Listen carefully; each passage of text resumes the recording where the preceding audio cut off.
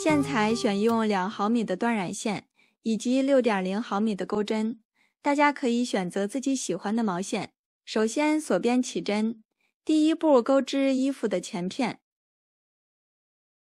起针完成之后，编织70个锁针，锁链长度可以自行调整，比自己的肩宽多出20厘米左右。锁链完成之后，返回倒数第2针，在锁针上挑外侧的一根线，钩织一个中长针。首先钩针绕线，穿过针目，将线钩出，然后绕线，一次性穿过3个线圈，完成一个中长针。后面重复操作，对应每一个锁针，一共钩织69个中长针。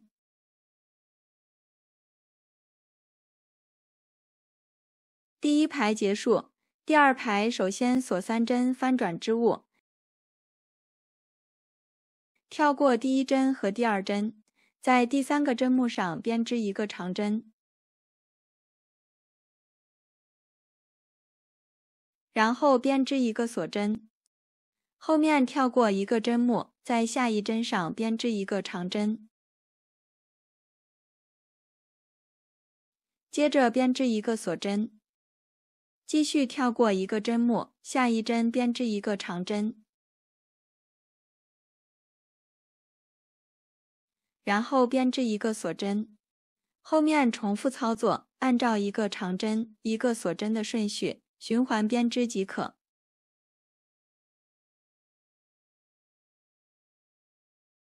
第2排钩到另外一端，在最后一针上编织一个长针。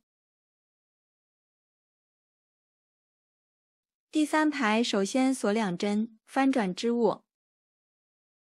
在第1个锁针空隙处编织一个长针，在第2个锁针空隙处编织2个长针，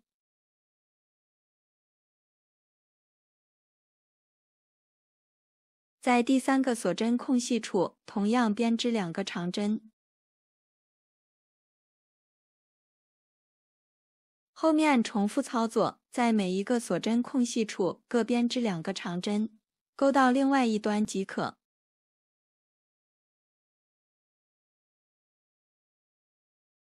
第3排结束，第4排首先锁2针翻转织物，跳过第1针，在第2针上编织一个短针，然后编织一个锁针，后面跳过一个针目，在下一针上编织一个短针，接着编织一个锁针，继续跳过一个针目，下一针编织一个短针，然后编织一个锁针，后面重复操作，按照一个短针、一个锁针的顺序循环编织即可。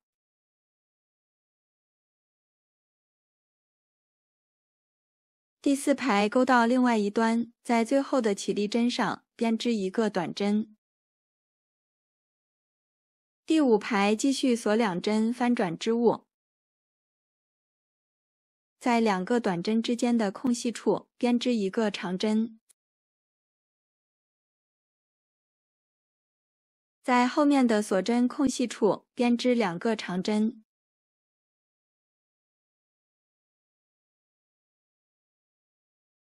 在下一个锁针空隙处同样编织2个长针，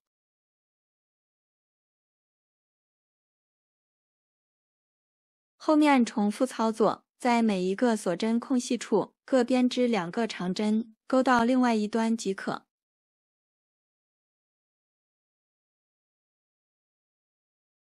第5排结束，第6排首先编织5个锁针，然后翻转织物，在第2个针目上编织一个3卷长针。首先钩针绕3次线，穿过针目，将线带出，然后2根线并一针引拔4次，完成一个3卷长针。接着编织一个锁针，后面跳过一个针目，在下一针上同样编织一个3卷长针，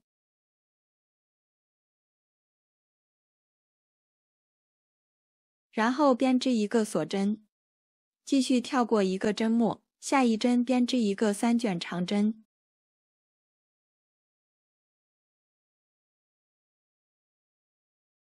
接着编织一个锁针，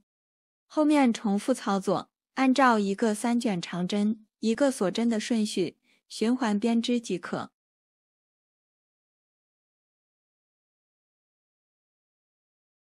第6排结束，第7排首先锁2针，翻转织物，在第1个锁针空隙处编织2个中长针，在第2个锁针空隙处同样编织2个中长针，后面重复操作，在每一个锁针空隙处各编织2个中长针，钩到另外一端即可。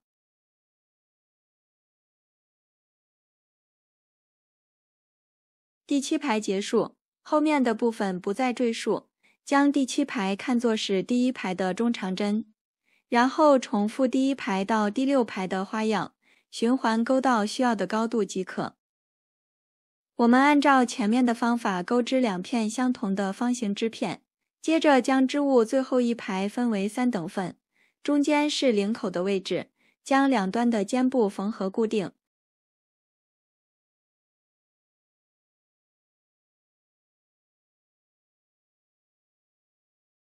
肩膀的位置缝合完毕，可以套在身上感受一下尺码，看长短是否合适。接下来我们拼接衣身的侧面，袖口预留约20厘米的长度，将剩余的下半部分缝合固定。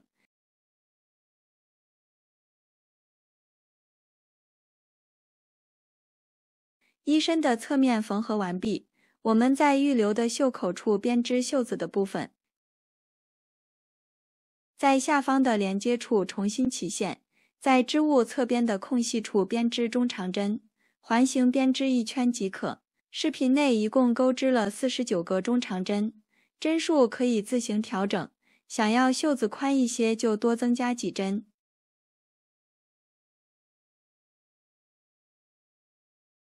第1排中长针完成之后，我们按照前面主体的花样继续循环编织，将袖子钩到需要的长度，最后将侧面缝合固定即可。袖子的部分完成之后，我们这款简单的镂空罩衫就完成了。本期的内容就到这里，下期再见。